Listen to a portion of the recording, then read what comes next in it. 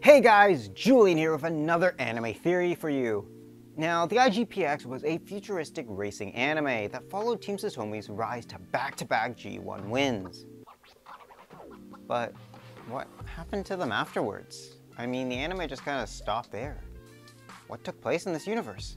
That's where today's anime theory kicks in. It will revolve around the idea of what might have happened to our friends at Team Satomi and in the IGPX world.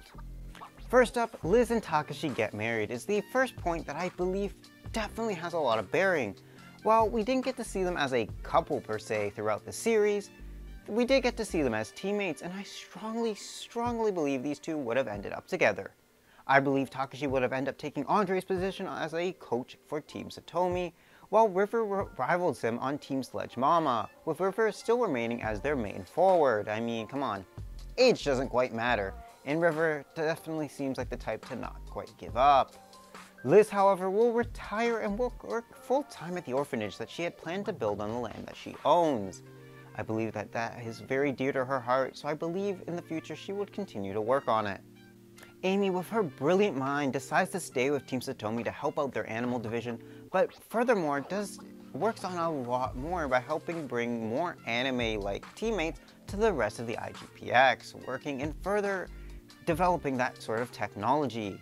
Andre's daughter replaces Jessie, who has now moved up in the Satomi to managing the team in Miss Satomi's place. But what does that mean for Miss Satomi? Well, Miss Satomi ends up marrying Mark, and that was the relationship that I had hinted to in the previous anime review. While that did not get explored at all, it did seem like they had strong chemistry, and with their marriage merges their two companies, thus making her the new chairwoman of the company. Mark still manages, but he likes to still work with the mechanics, so most of his time is spent with mech maintenance, but is often dragged by Miss Satomi back to his desk job. With the unfortunate news that Luca has passed away, but never fear, she did have kids, so one of their offspring takes on the role of being the new team lead cat for Team Satomi. Johnny is the new main forward for Team Satomi, joined by two other individuals. As you remember, Johnny was the little boy that we saw in the IGPX and was training to be on Team Satomi. Now it's time for him to shine in the spotlight, being the main forward. Team Skylark has now returned to the G1 with Fontaine as their coach, while also part-time pilot for them. She hasn't quite gotten out of the ring, and we don't really want her off the track. She has such a grace and elegance and style on there. Cunningham as well as the new coach for Team Velstein, so we get to see a new generation of coaches competing for the new G1 Cup. With all being previous winners, it's gonna definitely heat up.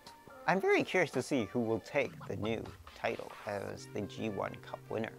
We'll see Team Satomi be able to come back and actually take another back-to-back championship. It's definitely been a while since when they first got it, back when they entered the G1. And they've got a few wins here and there, mostly staying in the top 3.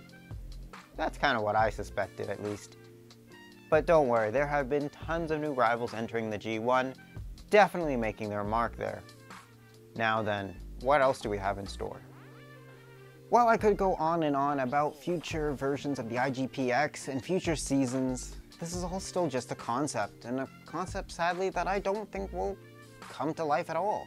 I feel the IGPX story has come to an end, along with its hype and everything surrounding it. I mean, I would love to see the video game get remastered for PS5 and Xbox One and all that, but I don't know if there's just enough buzz around. I mean, I hope people check out my anime review. I hope the series gets a new boom in it and a new rush, because I would really be curious to see where these characters are in life. But I guess we'll never know. But let me know down in the description below what you guys think might have happened to some of these characters and where you think they would have ended up. Well guys, that's all for this episode. Hope to see you guys in the next video. Take care.